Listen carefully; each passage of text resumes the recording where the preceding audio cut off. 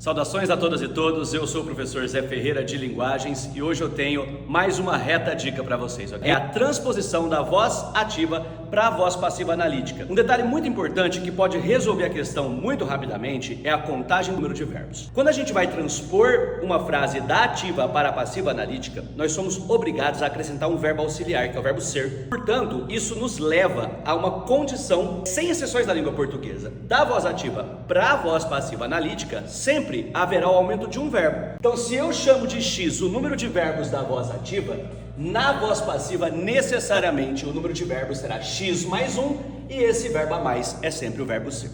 Portanto, quando você tiver que fazer a transposição e levar um verbo da ativa para a passiva analítica, conte quantos verbos você tem. O número tem que ser X mais 1.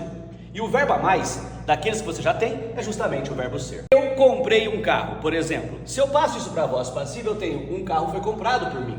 Observe como eu acrescento ao verbo comprar um verbo auxiliar, que é o verbo ser. Eu vou comprar um carro.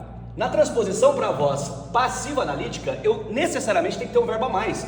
Se eu tenho 2 na ativa, 3 na passiva, um carro vai ser comprado. Vou estar comprando um carro, que é um gerundismo, mas de qualquer forma é uma frase analisável. Quantos verbos eu já tenho aqui? 3. Quando eu acrescentar o verbo ser, X mais 1, eu chego a 4. Vou estar comprando um carro, o carro vai estar sendo comprado por mim. Grande abraço e bons estudos.